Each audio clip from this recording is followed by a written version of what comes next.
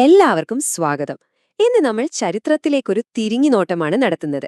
ഏകദേശം 30 വർഷത്തോളം നിലനിന്ന ആദ്യത്തെ ഇസ്ലാമിക രാഷ്ട്രമായ റാഷിദൂൺ ഖിലാഫത്തിനെക്കുറിച്ചാണ് നമ്മൾ സംസാരിക്കാൻ പോകുന്നത്. അപ്പോ നമ്മളിത് മനസ്സിലാക്കാൻ പോകുന്നത് 4 ഭാഗങ്ങളായിട്ടാണ്. ഖിലാഫത്ത് എന്നാൽ എന്താണ് എന്ന് തുടങ്ങി അതിന്റെ വളർച്ചയും പിന്നീട് വന്ന പ്രതിസന്ധികളും അവസാനം അതിന്റെ ഭരണരീതിയും പൈതൃകവും വരെ നമ്മൾ ചർച്ച ചെയ്യും. ശരി, അപ്പൊ നമുക്ക് ആദ്യത്തെ കാര്യത്തിലേക്ക് കടക്കാം. ഈ കാലഘട്ടത്തെക്കുറിച്ച് ശരിക്കും മനസ്സിലാക്കണമെങ്കിൽ ഖിലാഫത്ത് എന്ന വാക്കിന്റെ അർത്ഥം എന്താണെന്നും അതെങ്ങനെയാണ് ഒരു പുതിയ രാഷ്ട്രത്തിന് അടിത്തറവാകിയതെന്നും നമ്മൾ ആദ്യം അറിയണം. ഖലീഫ എന്ന വാക്കിന്റെ അർത്ഥം പ്രതിനിധി എന്നാണ്. പ്രവാചകന്റെ മരണശേഷം ആദ്യത്തെ നേതാവായി തിരഞ്ഞെടുക്കപ്പെട്ട അബൂബക്കറാണ് ഈയൊരു പദം ആദ്യമായി ഉപയോഗിക്കുന്നത്. അതായത് പ്രവാചകന്റെ പ്രതിനിധി. ഇതിലെ ഏറ്റവും രസകരമായ കാര്യം എന്താണെന്ന് വെച്ചാൽ അന്നത്തെ തിരഞ്ഞെടുപ്പ് പ്രക്രിയയാണ്. അത് ഇന്നത്തെ പോലെ ഒരു ജനാധിപത്യ രീതിക്ക് സമാനമായിരുന്നു. നേതാക്കൾ പാരമ്പര്യമായി വരുന്നവരല്ലായിരുന്നു. പകരം ആളുകൾ ഒരുമിച്ചിരുന്നു കൂടിയാലോചിച്ച് ഒരാളെ തിരഞ്ഞെടുക്കും. ശേഷം ബയ്യത്ത് എന്നു പറയുന്ന ഒരു പൊതു ഉടമ്പടിയിലൂടെ എല്ലാവരും ആ നേതാവിന് പിന്തുണ പ്രഖ്യാപിക്കും.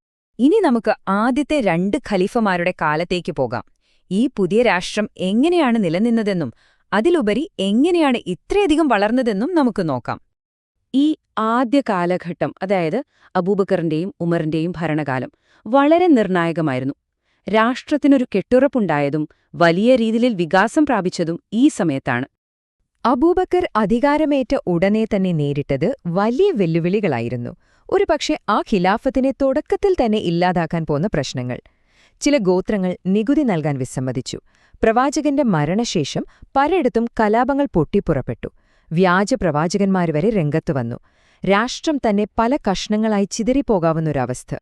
അപ്പൊ ഇവിടെ നമ്മൾ മനസ്സിലാക്കേണ്ട പ്രധാനപ്പെട്ട കാര്യം, റിദ്ദ യുദ്ധങ്ങൾ എന്ന് വിളിക്കപ്പെടുന്ന ഈ കലാപങ്ങളെ അടിച്ചമർത്താൻ അബൂബക്കർ കാണിച്ച ആ ഒരു നിശ്ചയദാർഢ്യമാണ്. അദ്ദേഹത്തിന്റെ ശക്തമായ നേതൃത്വമാണ് ആ രാഷ്ട്രത്തെ തകരാതെ ഒരുമിച്ചു നിർത്തിയത്. ഈ യുദ്ധങ്ങൾക്ക് ഒരു ദുരന്തഫലം കൂടിയുണ്ടായി. ഖുർആൻ പൂർണ്ണമായും മനപാഠമാക്കിയിരുന്ന ഒരുപാട് പേർ ഈ യുദ്ധങ്ങളിൽ കൊല്ലപ്പെട്ടു. ഇത് വളരെ വലിയൊരു ആശങ്കയുണ്ടാക്കി. ഇതിന്റെ ഫലമായാണ് ഇസ്ലാമിക ചരിത്രത്തിലെ ഏറ്റവും പ്രധാനപ്പെട്ട ഒരു കാര്യം സംഭവിക്കുന്നത്. ഖുർആൻ ആദ്യമായി ഒരു പുസ്തകരൂപത്തിൽ ക്രോഡീകരിക്കാനുള്ള ഉത്തരവ് അബൂബക്കർ നൽകി. അബൂബക്കറിന് ശേഷം രണ്ടാമത്തെ ഖലീഫയായി വന്ന ഉമറിനു മുന്നിലുണ്ടായിരുന്നത് വേറൊരു തരം പ്രശ്നമായിരുന്നു.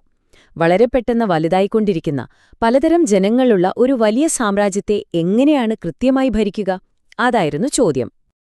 ആ ചോദ്യത്തിനുള്ള ഉമറിന്റെ ഉത്തരം ശരിക്കും അത്ഭുതപ്പെടുത്തുന്നതായിരുന്നു. അദ്ദേഹത്തിന്റെ ഭരണപരമായ കഴിവ് എത്രത്തോളം ഉണ്ടായിരുന്നു എന്ന് ഇതിൽ നിന്ന് വ്യക്തമാകും. അദ്ദേഹം ഒരു പൂർണ്ണശേഖര ഭരണ സംവിധാനം തന്നെ കെട്ടിപ്പടുത്തു. കൂടിയാലോചിക്കാൻ ഷൂറ സമിതി, സാമ്പത്തിക കാര്യങ്ങൾ നോക്കാൻ ദിവാൻ, നീതി നിർവഹണത്തിന് ഖാദിമാർ, ഭരണസൗകര്യത്തിനു വേണ്ടി സാമ്രാജ്യത്തെ പ്രവിശ്യകളായും ജില്ലകളായും തിരിച്ചു. നൂറ്റാണ്ടുകളോളം നിലനിന്ന സംവിധാനങ്ങളായിരുന്നു ഇതെല്ലാം. ഉമറിന്റെ ഈ ഭരണമികവ് തന്നെയാണ് സൈനിക വിജയങ്ങൾക്കും വഴിവെച്ചത്. അക്കാലത്തെ 2 വൻ ശക്തികളായിരുന്ന പേർഷ്യൻ സാമ്രാജ്യത്തെയും ബൈസന്റൈൻ സാമ്രാജ്യത്തെയും പരാജയപ്പെടുത്തി. അതിന്റെ ഫലമായി പേർഷ്യ, സിറിയ, ഈജിപ്ത് പോലുള്ള തന്ത്രപ്രധാനമായ പ്രദേശങ്ങളെല്ലാം ഖിലാഫത്തിന്റെ ഭാഗമായി. പക്ഷേ ഉമറിന്റെ മരണത്തോടെ കാര്യങ്ങൾ ആകെ മാറി. അതുവരെ പുറത്തേക്ക് വളർന്നുകൊണ്ടിരുന്ന സാമ്രാജ്യത്തിന്റെ ശ്രദ്ധ പതിയെ ഉള്ളിലെ പ്രശ്നങ്ങളിലേക്ക് തിരിയാൻ തുടങ്ങി. അടുത്ത 2 ഖലീഫമാരായ ഉസ്മാന്റെയും അലിയുടെയും ഭരണകാലം വളരെ പ്രക്ഷുബ്ധമായിരുന്നു. രാഷ്ട്രീയമായ കലഹങ്ങളും ഇസ്ലാമിക രാഷ്ട്രത്തിലെ ആദ്യത്തെ ആഭ്യന്തര യുദ്ധങ്ങളും നടന്നത് ഈ കാലഘട്ടത്തിലാണ്. ഉസ്മാന്റെ ഭരണത്തിന്റെ 2ാം പകുതിയായപ്പോഴേക്കും അദ്ദേഹത്തിനെതിരെ പല ആരോപണങ്ങളും ഉയർന്നുവന്നു. പ്രധാനമായും സ്വജനപക്ഷപാതം, അതായത് ബന്ധുക്കളെ ഉയർന്ന സ്ഥാനങ്ങളിൽ നിയമിക്കുന്നു എന്നതായിരുന്നു പ്രധാന പരാതി. അതോടൊപ്പം സാമ്പത്തിക ക്രമക്കേടുകളെക്കുറിച്ചും സംസാരമുണ്ടായി. ഇത് ജനങ്ങൾക്കിടയിൽ വലിയ അതൃപ്തിക്ക് കാരണമായി. ഈ അതൃപ്തി പതിയെ വളർന്ന് ഒരു വലിയ കലാപമായി മാറി. അതിന്റെ ഭയാനകമായ അവസാനമായിരുന്നു 656-ൽ വിമതർ ഖലീഫ ഉസ്മാനെ അദ്ദേഹത്തിന്റെ വീട്ടിൽ വെച്ച് തന്നെ വധിച്ചത്. 4ാമത്തെ ഖലീഫയായി അധികാരമേറ്റ അലിക്ക് ലഭിച്ചത് തകർച്ചയുടെ വക്കിലെത്തിയ ഒരു രാഷ്ട്രമായിരുന്നു. അദ്ദേഹത്തിന്റെ ഭരണകാലം മുഴുവൻ ആഭ്യന്തര യുദ്ധങ്ങളായിരുന്നു.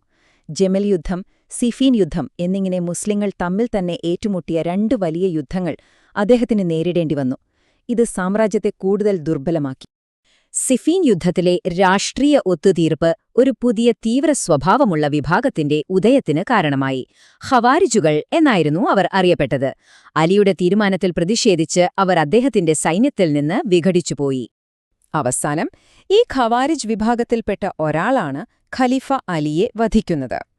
ഇതോടെ ഇസ്ലാമിക ചരിത്രത്തിലെ ആദ്യത്തെ ഭരണകൂടമായ റാഷിദൂൻ ഖിലാഫത്തിന്റെ 30 വർഷത്തെ ചരിത്രത്തിന് ഒരു അക്രമാസക്തമായ അന്ത്യം കുറിക്കപ്പെട്ടു. അപ്പോൾ ഇത്രയും കാര്യങ്ങൾ നമ്മൾ ചർച്ച ചെയ്തല്ലോ. ഒന്ന് തിരിഞ്ഞു നോക്കിയാൽ എന്തൊക്കെയായിരുന്നു ഈ ഒരു ഭരണകാലഘട്ടത്തിന്റെ പ്രധാനപ്പെട്ട തത്വങ്ങൾ? അതിനെന്തായിരുന്നു ഒരു പ്രത്യേകത?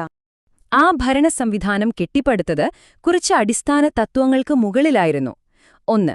നേതാക്കളെ തിരഞ്ഞെടുത്തത് കൂടിയാലോചനയിലൂടെയാണ്, അല്ലാതെ രാജഭരണത്തിലെ പോലെ മക്കൾക്ക് അധികാരം കൈമാറിയിരുന്നില്ല.